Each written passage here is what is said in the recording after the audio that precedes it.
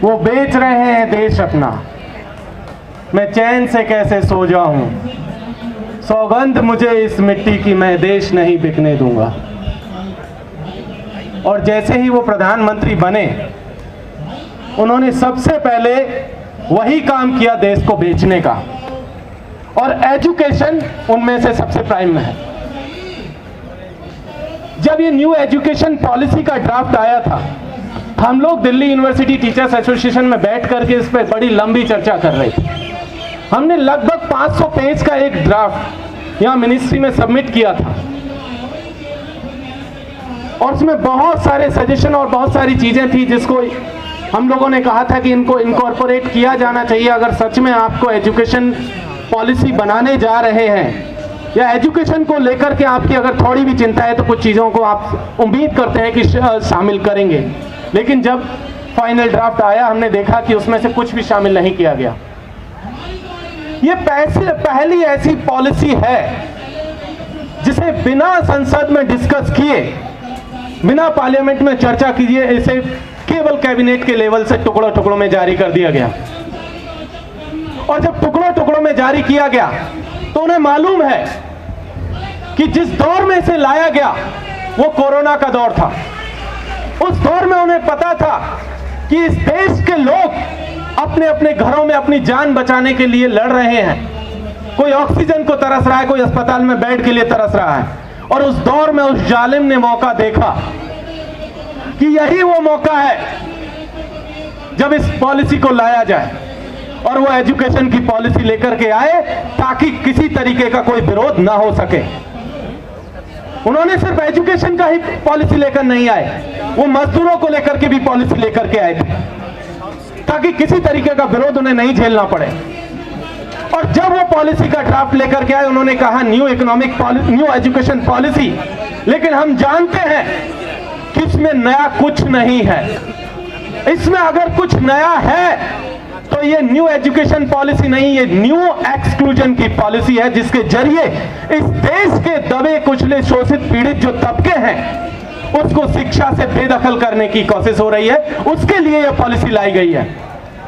हम जानते हैं जब वो ये कहते हैं कि इस देश के एजुकेशन का 40% हिस्सा ऑनलाइन पढ़ाया जाएगा, तब समझिए कि इसी देश के राजस्थान और प्रतापगढ़ में पिछले हफ्ते हमने देखा कि अपने आदिवासी बच्चे 10 किलोमीटर पैदल चल करके अपने स्कूल पढ़ने के लिए जा रहे थे।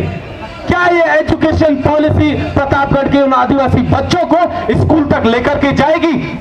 हम जानते हैं कि उन्हें ये उनसे उनका विश्वविद्यालय, उनका स्कूल, उनका कॉलेज बहुत दूर लेकर के जाएगी। उनके पास ये एजुकेशन नहीं देने जा रही है।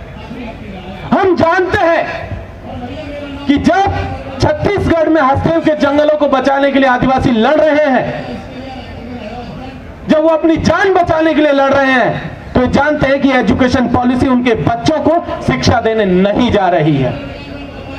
हम ये भी जानते हैं कि पिछले महीने जब बजट सत्र चल रहा था, गुजरात विधानसभा में एक एक्ट पास हुआ। उसमें कहा गया कि गुजरात के भीतर एक स्टेट लेवल की यूनिवर्सिटी अडानी के द्वारा स्थापित की जाएगी। उसकी डायरेक्टर मिसेज अडानी, प्रीति शायद उनका नाम है मैडम का, उनका एक बयान छपा था, और उन्होंने अपने बयान में कहा था कि इस देश का एजुकेशन का जो सिस्टम है वो इस देश के अनुकूल नहीं है।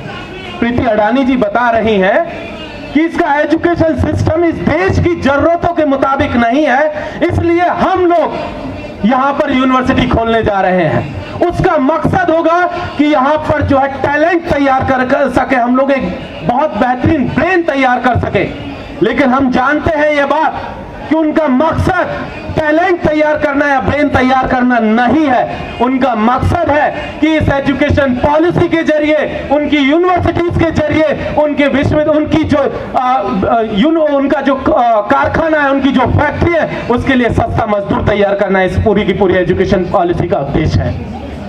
ये एजुकेशन पॉलिसी जब कह रहा है कि आपको ऑटोनॉमी दी जाएगी, हम बड़े लंबे वक्त से कह रहे थे कि भाई एजुकेशन में ऑटोनॉमी की बहुत जरूरत है, लेकिन हम लोग कह रहे थे एकेडमिक ऑटोनॉमी की। उन्होंने इसका फायदा उठाया, आपको फाइनेंशियल ऑटोनॉमी दे दी, और इस फाइनेंशियल ऑटोनॉमी का रिजल्ट हमने 2 दिन पहले हरियाणा में देखा, जब 153 करोड़ का लोन हरियाणा की यूनिवर्सिटीज को दिया गया कि आप लोन लीजिए और पढ़ाइए अपने बच्चों को।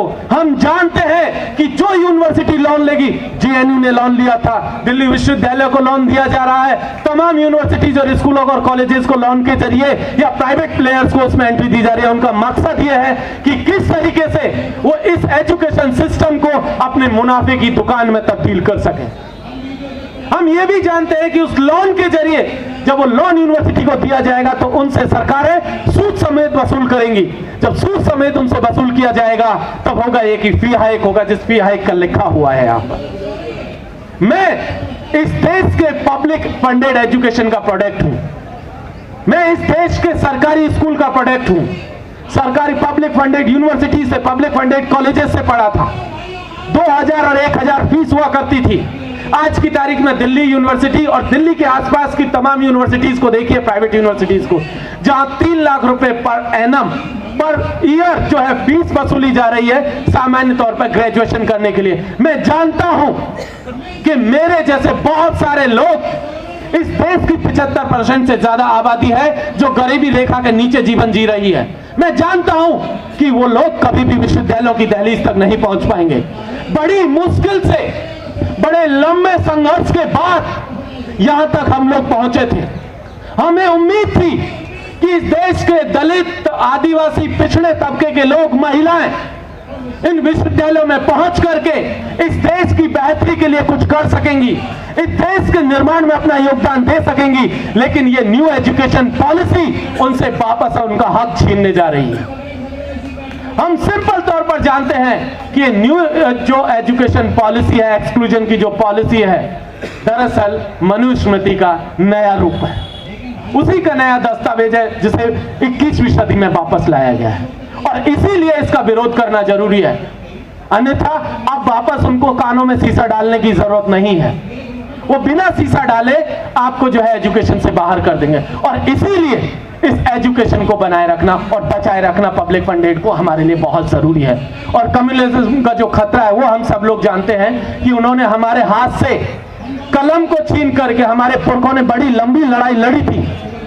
हमारे जो पैतृक काम हुआ करते थे, जो हमारी पैसे वराना जिंदगी थी हमारे पुरखों की, उसे छीन करके हमारे हाथों में कलम और किताब दी थी।